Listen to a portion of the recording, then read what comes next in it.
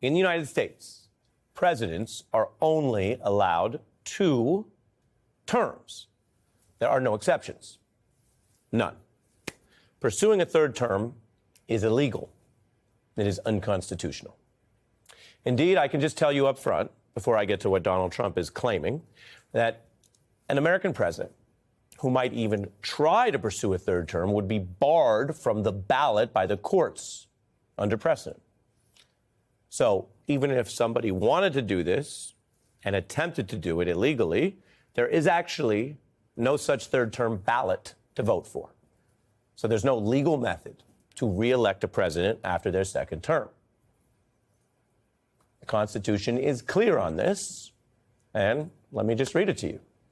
Quote, "No person shall be elected to the office of the president more than twice. The first election is 1 term, the second election is the 2nd term, and that's it." Indeed, this long tradition began as a kind of norm with our first president, George Washington, choosing to stop ruling after 2 terms. And that tradition was to stave off king-like bids to hold on to power forever, to die in office, something that our founding leaders were so concerned about from what they viewed as quite corrupt kingdoms. It was later formalized in the Constitution in the 22nd Amendment. I'll say more about that in a second, but what that means is there are no 3rd terms under law. And the Constitution, as you might recall, is much stronger than, say, a federal law, because a Congress could pass a law and revoke it, but the Constitution cannot be easily or quickly changed. That's on purpose. Indeed, if you want to get into hypotheticals, it would take a supermajority in Congress, which Republicans don't have, and a supermajority in the states, which Republicans don't have, in order to amend the Constitution, that amendment or any other.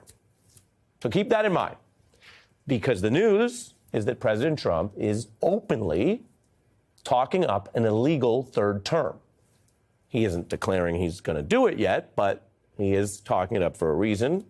Bottom line, he's admitting a kind of illegal intent. And he's saying he would either just break the Constitution or find some methods for serving a 3rd term. And he says a lot of people want him to do it, which is irrelevant when it comes to law. He also stressed, quote, "I'm not joking, but it's also far too early to think about it."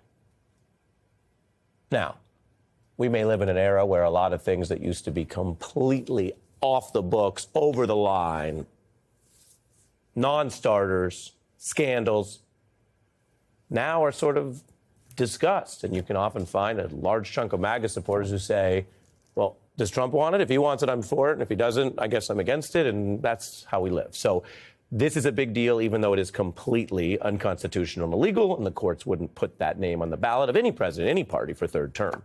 But it's obviously getting traction in the conversation, and this is what Trump's telling reporters. I don't want to talk about a 3rd term now because no matter how you look at it, we got a long time to go. We have a long time. You know, we have almost 4 years to go, and that's a long time. But despite that, so many people are saying, you've got to run again. Under U.S. law and precedent, that's the wrong answer. Remember, the president takes an oath to uphold the Constitution and has an obligation, governmentally and legally, to carry out that oath to uphold the Constitution. So saying it's kind of okay and you're open to it and you're looking at methods, but talk about it later, is itself the wrong answer for any president. It is just sort of throwing your oath out the window. Now, all of this happened, I mentioned in the amendment, because the tradition ultimately was tested. The tradition was 2 terms, but FDR, very famously, during an actual period of World War, broke the tradition and said, as many rulers might say, well, because of emergency reasons, he needed another term. And he actually was elected, having broken the tradition, because at the time it wasn't in the Constitution. And that drew a reaction. Republicans were among the groups leading the charge and saying a term limit would safeguard the U.S. from a dictatorship. Remember, we were fighting dictatorships at the time, but then we had our own leader use war and other emergency reasons to get extra terms. So that was passed and overwhelmingly affirmed across the country, which is why it became the amendment. Trump ally and former campaign chair Steve Bannon has been pushing this, trying to launder it, trying to normalize it. And he says they want to keep Trump in office past 29. President Trump will run and win again in 2028. How do you think he gets another term? We're working on it. I think we'll have a couple of alternatives. Let's say that.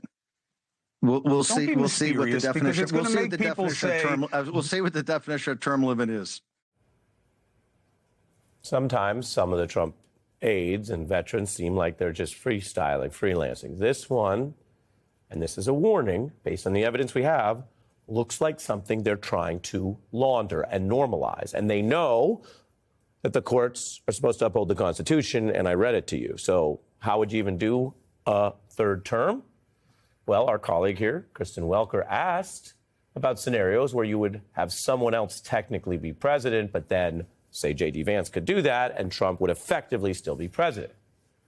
And Trump said, well, that's one method. There are others, too. Again, we're talking about something that's flatly unconstitutional, and he's just musing about ways to do it or get around it. And if the idea of swapping in people so that the word president satisfies a legal obligation, but the real leader would still be ex-President Trump in some capacity, well, we've actually seen this dictatorial blueprint. In 2020, Russian President Vladimir Putin got extra power and did swapping out of roles, which drew, even at the time, revolts. Russian Prime Minister Dmitry Medvedev has just announced that he and the entire Russian government will resign. Everyone but Vladimir Putin. A massive shakeup in the government, a massive shakeup possibly also in the power structure here as well. But of course, Vladimir Putin's still very much in the driver's seat. Whatever position Putin means for himself would enable him to be in control, to be the ultimate arbiter. He's been in charge since 2000, longer than any Russian or Soviet leader since Stalin ruled for 29 years. Passing those Stalin numbers, we can show you the reporting on this. The whole scheme was basically swapping different roles out with Medvedev and then changing the Constitution. Those power grabs have allowed Vladimir Putin to remain in power. Now, Putin was not president, so they changed the wording. And he had a prime minister in that country's system where basically, by swapping positions, they moved what were supposed to be term-limited spots into long-term rule, topping Stalin. Now, experts say they can't do that through the vice presidency in the United States. Quote, Trump is constitutionally ineligible to serve a third term. That is what makes the U.S. different. There are supposed to be these systems. Keep in mind, though, they are saying out loud what they want to do, and they're saying it's not a joke. And it's up to our country, not just the judges, but also everyone who lives here, to defend this Constitution.